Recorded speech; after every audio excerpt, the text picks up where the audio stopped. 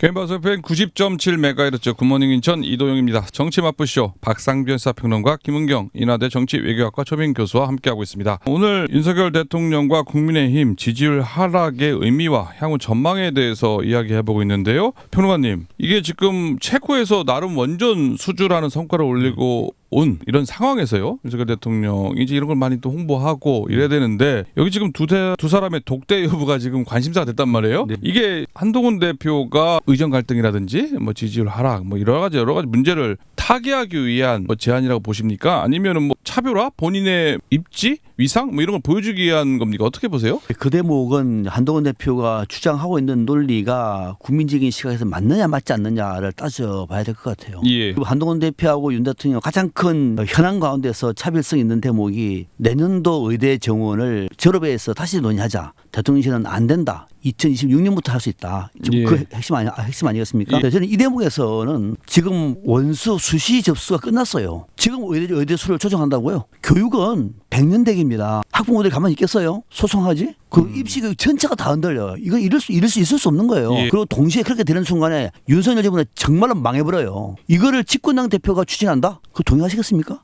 야당 대표가 이렇게 말해도 욕먹어요. 예. 야당 대표가 뻔히 받을 줄 없는 거 알면서 이 정권 망하라고. 근데 여당 대표가 그렇게 말한다? 이거는 받을 수 없는 거예요. 그러면 한동훈 대표가 가벼운 거고요. 예. 대안도 없는 거고 여야 의정 협의체를 만든다고 했는데 의사들 안 들어오잖아요. 예. 뭐 안 들어오면 말고 이런 식이에요. 대통령도 독대하자고 그랬잖아요. 한동훈 대표가 안 하면 말고 이거는 아니라고 봐요. 대통령은 3년 안에 성과를 만들어내야 할 사람이에요. 그리고 정권의 성공이 제일 중요하다고요. 한동훈은 그 정권 성공보다 더 중요한 건 본인의 성공이 더 중요하지 않습니까? 그러니까 지금 어떻게 합니까? 윤 대통령 인기가 없네? 차별을 시켜야죠. 싸워야죠. 그리고 국민들의 원하는 바로 따라가는 거예요. 당은 망해도 정권 망해도 나는 살아야지 이런 생각을 가지고 있는 거예요. 그러니까 방금 말씀드린 것처럼 독대를 사전에 2번이나 요청한다든지 또 말도 안 되는 여야 의정에서 내년도 문제도 다시 논의하자는 등등에 가서 어떻게 보면 야당도 받기 어려운 그 얘기를 본인이 먼저 던지면서 대통령과 대통령실의 심기를 불편하게 한 것이고 이것이 이번에 독대가 무산된 어떻게 보면 아주 소모적인 그런 논란을 벌이고 있는 배경이다 이렇게 봅니다. 또 하나가요. 네. 김건희 여사에 대한 문제도 또 되게 불쾌하게 생각한다라는 얘기를 하고 있잖아요. 아니, 김건희 여사 문제는 한동훈 대표가 그러니까 구체적으로 어떤 얘기를 아직 안 해서 모르겠습니다만 예. 그거는 이제 충돌할 더 큰 산이죠. 지금 이번에 뭐 재상명 특검보다도 더 큰 산이고 어느 사태도 중요한 문제다만은 그 문제 가지고는 정면 충돌할 가능성이 많기 때문에 예. 그 안도 한동훈 대표가 국회에서 지금 특검법이 통과됐기 때문에 어떻게 할 것이냐 대안을 가지고 논의를 해야 되지 않습니까? 어떻게 할 것인가 막을 것인가 피할 것인가 대안이 없어요. 지금 무슨 말 할지 몰라요. 그럼 만나고 난 다음에 나는 대통령한테 할 말 다 했다. 국민의 뜻을 그대로 전달했다. 그렇게 말하면 대통령이 뭐가 됩니까 이거? 그러니까 대통령실 입장에서는 이게 만나봤자 뭐 득될 게 뭐 하나도 없네요. 그리고 당신이 준비를 해가지고 오셔야지. 네. 만나서 어떻게 할 거냐. 또 언론 포획할 거냐. 한동훈 대표는 기자들하고 수없이 얘기해도 괜찮아요. 대통령 말하기 어려워요. 한동훈 대표는 지나가다가도 기자들하고 만나서 얘기할 수 있습니다. 예. 대통령이 그렇게 할 수 있습니까? 그건 무게감의 차이가 아니라 위상의 차이가 있는 거예요. 그걸 고려하지 않고 난 다음에 툭툭 던지는 식의 발언은 야당도 그렇게 안 해요. 근데 한동훈 대표 처신은 아주 맨 처음에 그랬잖아요. 생각보다 더 가볍다고. 처신을 잘못하고 있다. 아주 잘못하고 얘기네요. 있는 거죠. 예. 네. 교수님 어떻게 보십니까? 저는 윤 대통령이 하고 싶은 말은 또 더 가벼운 말을 또 하더라고요. 이런 말에 대해서 왜 안 하는지는 모르겠는데 저는 한동훈 대표와 윤석열 대통령의 근본적인 갈등의 원인은 김건희 여사라고 생각합니다. 이게 총선 전 국면부터 국민의 눈높이에서 김건희 여사의 사과를 사실은 요구하지 않았습니까? 예. 물론 이번에 독대를 하면 의료 분쟁 얘기도 하겠지만 김건희 여사 얘기를 뺄 수가 없죠. 그런데 저는 김건희 여사의 문제가 단지 명품백에만 문제가 있다고 생각되지 않아요. 국정 운영 전반에 김건희 여사가 관련되어 있다. 예. 이미 여러 가지 지금 의혹들이 또 있고요. 저는 그런 부분들에 대해서 이걸 여러 명이 있는 자리에 살 수 없는 얘기고 그리고 한동훈 대표도 김건희 여사하고는 좀 각별한 사이였지 않습니까? 예. 이걸 대통령과 독대를 통해서 좀 허심탄회하게 얘기하고 싶었을 겁니다. 그러니까 지금 이렇게 당정이 조율되지 않는 모습을 보여주는 것이 한동훈 대표에게 무슨 도움이 됩니까? 대통령에게 이렇게 무시당하고 있는 모습을 보여주는 게 한동훈 대표한테 득이 될까요? 뭔가 여론에 뭔가 뭘 움직일 수 있는 힘이 되나요? 전 그렇게 생각하지 않고 정말 지금 이 당의 지지율이 계속 하락하고 있고 대통령도 역시 마찬가지고 이 상황을 타개할 수 있는 건 지금 현안들, 의료 문제, 김건희 여사 문제, 최상병 특검법 이거 해결하지 않고는 이 상황을 지금 타개할 수 없다고 저는 느꼈을 것 같고요. 이걸 대통령과 공개적으로 얘기한 걸 지금 언론에 흘린 게 아니지 않습니까? 얘기한 내용들을 공개적으로. 이걸 독대를 하자고 한 얘기만 한 거고 이걸 대통령이 쿨하게 독대하자 이렇게 받아주는 건 서로에게 유인 아닌가요? 저는 한동훈 대표 말대로 이게 언론에 만약에 보도된 게 뭐가 문제가 됩니까? 이 내용이 보도된 게 아니잖아요. 그걸 경도했다, 뭐 대통령이 내용에 대해서 안 받아줬다 이게 아니라 그냥 국정에 대해서 중요한 현안에 대해서 같이 얘기하자고 제안한 게 한동훈 대표가 하고 싶은 얘기가 있으니까 이걸 대통령에 제안한 게 이게 뭐가 그렇게 대통령실에서 불쾌할 일이냐라는 생각이 들고 오히려 받아줬을 때 대통령이 불통이 아니구나. 이 당대표의 이 당의 얘기도 다 들어주는구나. 국민의 목소리에 또 귀 기울이는구나. 저는 이렇게 또 분위기 반전할 수 있는 기회였다고 생각이 드는데 이걸 대통령실에서 이런 방식의 문제를 가지고 얘기했다? 저는 이것부터가 정말 잘못됐다라는 생각이 들고 체코 순방에 대해서 누가 그렇게 관심을 갖고 있습니까? 이걸 지금 독대 문제로 그게 저는 덮였다고 생각되지 않아요. 오히려 지금 체코 문제는 우리가 지금 보도 안 해도 체코에서 언론에서 막 나오고 있잖아요. 오히려 지금 대통령하고 김건희 여사에게는 좀 안 좋은 쪽으로 들어가고 있고 체코 순방의 결과가 뭡니까? 그 수주 원전에 대한 최종 결과가 뭡니까? 계약하지 않았어요. 아직 불발 상태라고 나오는 보도도 있어요. 최종 아직 사인하지 않은 상황입니다. 이게 무슨 성과가 있어요? 근데 이런 부분에 대해서 왜 당에서 이거를 오히려 더 뭐 보도도 해주고 이렇게 띄워줘야 되는데 이 독대 문제로 이걸 가리느냐? 저는 대통령실에서 이렇게 말하는 거에 대해서 좀 하나부터 열까지 잘 이해가 안 됩니다. 근데 아까 평론가님 말씀하신 것처럼 지금 의대 정원에 대한 문제도 이미 다 결정이 됐고요. 원서가 마감이 됐기 때문에 그리고 김건희 여사 문제도 정치적 공세에 불과다라고 하면서 아예 대통령실 입장은 일관된 모습이잖아요. 굳이 만난다고 해봤자 뭐 소통하는 모습 외에는 실제 뭐 달리 해법이 나오는 것도 아니라고 생각할 수 있지 않겠습니까? 대통령실 입장에선? 의료 분쟁은 좀 다르죠. 왜냐하면 본인도 처음에 2026년부터 유예안을 얘기했던 거고 그럼 대통령의 의견을 받고 올해는 어쩔 수가 없다라고 이제 당에서도 정리를 해서 그러면은 그 다음 스텝을 어떻게 갈 것이냐라고 얘기할 수 있는 그런 물꼬를 틀 수가 있고 김건희 여사건도 마찬가지예요. 국민은 사과를 요구하고 있잖아요. 사과하는 게 뭐가 어렵습니까? 법적인 문제하고는 다른 거잖아요. 그런 부분에 대해서 당과 국민들은 이렇게 생각하고 있으니 대통령이 그거에 대해서 전향적으로 생각을 좀 해달라고 얘기할 수 있고 그럼 대통령도 국민들이 그렇게 원하고 있다라고 하면 들어줘야지. 이게 자꾸 왜 정치적 공세라고만 얘기합니까? 모든 게 지금 김건희 여사로 다 지금 이게 블랙홀로 빨려들고 있는데요. 이걸 계속 지켜만 보고 있을 겁니까? 대통령도? 알겠습니다. 또 하나가요. 어쨌거나 뭐 이런 만찬 독대도 되지도 않았고요. 그러다 보니까 국민의힘 그리고 윤석열 대통령의 뭐 국정 지지율, 국정 수행 평가가 지금 상당히 지금 20%대로 떨어지지 않았었습니까? 그러다 보니까 뭐 야당을 비롯한 일부 언론에서 심리적 탄핵이라는 용어가 지금 심심치 않게 등장을 하고 있는데요. 이런 상황에 대해서 우리가 지금 뭐 지지율 낮은 건 여러 번 얘기를 했었습니다. 그리고 국민의힘 내부의 분위기 문제가 심각하다. 어떻게 타개할 것이냐에 대한 얘기도 해봤는데요. 심리적 탄핵이란 이런 얘기가 나오고 있다고 하는데 이런 평가, 이런 얘기가 나오는 것에 대해서는 평론가님 어떻게 생각하세요? 심리적 탄핵이라고 제가 말했어요. 언론 처음 제일 처음에 그렇습니까? 심리적인 탄핵이라고. 많이 나오더라고요. 요즘에 언론에서 다 많이 이 얘기를 하더라고요. 심리적인 탄핵 상태. 왜 그런 얘기를 했느냐면은 단순히 지지율뿐만이 아니에요. 지지율도 지금 뭐 30%대 안팎인데 항상 그랬잖아요. 그것 때문에 그런 것이 아니라 저는 심리적인 탄핵은 총선 때 이미 그렇게 결론 내렸어요. 총선 때 결과를 보고 난 다음에 수도권에서 19개 됐어요. 122개 중에서. 다시 말하면 수도권 민심은 정당 해산하라는 얘기예요. 영남이 아니었으면 완전히 망하는 정당이에요. 그런데 수도권에서도 진짜 망하지 않았습니까? 그 얘기는 뭐냐면은 윤석열 대통령을 심판한 거예요. 심리적인 탄핵이 된 거죠. 그때부터. 그러면은 윤 대통령이 좀 스탠스를 바꾼다든지 좀 이게 참모 진영을 새롭게 개편한다든지 해서 기조를 좀 더 전향적으로 바꿔야 될 텐데 오히려 더 해요. 정진석 전 의원을 비서실장을 했어요. 그러니까 그 얘기는 뭐냐면은 나는 내대로 간다는 얘기예요. 그러니까 이거를 그러면 어떻게 하느냐. 대통령이 임대를 간다는 얘기를 어떻게 국민들이 내려서 어떻게 판단할 수 없어요. 법으로 위반하지 않는 한 탄핵도 어려워요. 그래서 심리적인 탄핵이라고 하는 것이고 국정 운영 동력이 없습니다. 대통령은 3년 채울 거예요. 그래서 저는 채우더라도 의료 계획이라도 성공해라. 연금 계획이라도 성공해라. 또 잘 되면은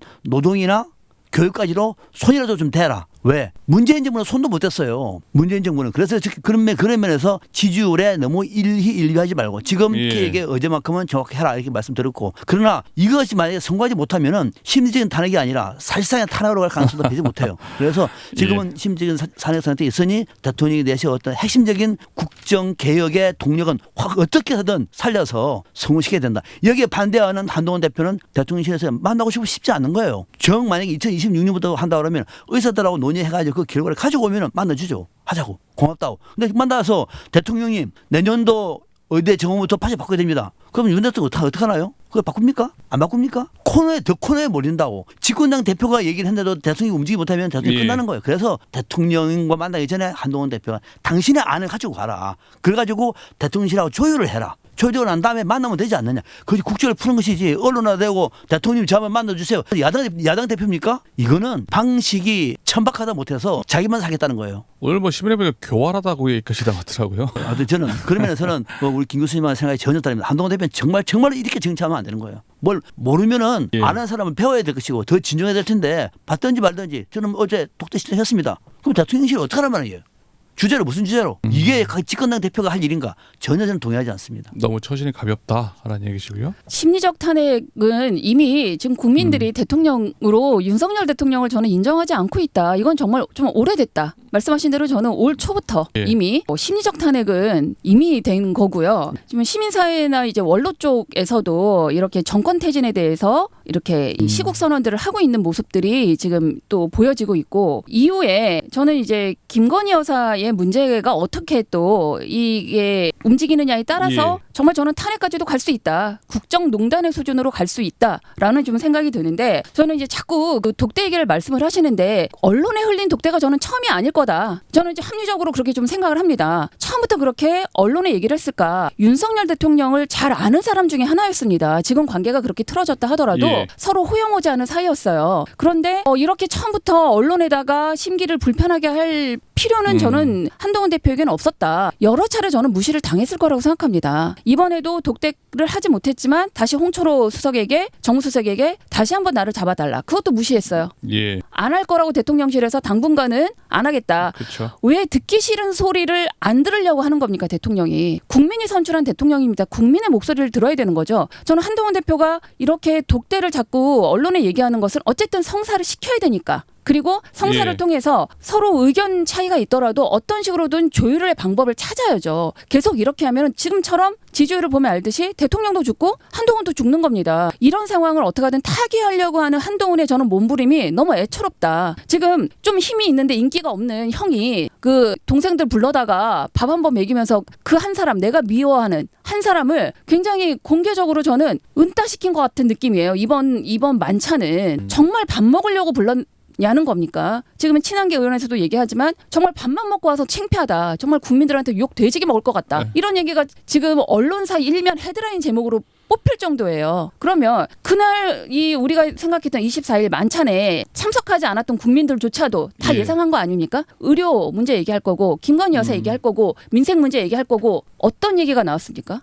뭐 국감 얘기하고 뭐 체코 국감도 원전 얘기하고 국감 얘기 뭐라고 얘기? 뭐 어느 위원회에 잘하자, 소속돼 있느냐, 뭐 이런 얘기 하겠죠. 고생이 많다, 뭐 이런 예. 얘기 했겠죠. 한동훈 대표가 한 얘기 하나 보도가 됐더라고요. 아 지금 몸이 안 좋으신데 감기 기운 있으신데 뭐 차가운 거 드셔도 되겠습니까? 아 내가 뭐 차가운 걸 좋아해서 그 얘기 하나 나왔더라고요. 시정이가 화기애애했다고 그 하잖아요. 하기한 거 그냥 예. 밥만 먹었으니까요. 어떤 얘기도 안 하고 윤석열 대통령이 혼자 또 얘기하는 1시간 반 동안 그런 자리였었으니까요. 지도부와 상견례 자리였다고 90분 하잖아요. 동안 당대표에게 공식적으로 한마디 할 수 있는 기회를 주지 않았다? 이거야말로 공개적으로 저는 무시한 자리라고 생각합니다. 예. 이런 대통령이 지금 국민들도 그렇게 보고 있는 거 아니에요? 예, 무시해도 된다. 네. 그럼 심리적 탄핵이 아니라 진짜 탄핵도 저는 갈 수 있다. 8920님 문자 보내셨는데요. 교수님 하고 싶은 말 말씀해 주시니 속이 다 후련합니다. 문자 보내주셨는데요. 평론가님 그러면은 한동훈 대표 지금 아무리 메아리 없는 외침 뭐 아무리 한들 뭐 달라지는 게 없잖아요. 그럼 뭐 한동훈 대표 앞으로 어떻게 되는 겁니까? 당을 뭐 살려야 되고 아니면 뭐 국민의힘을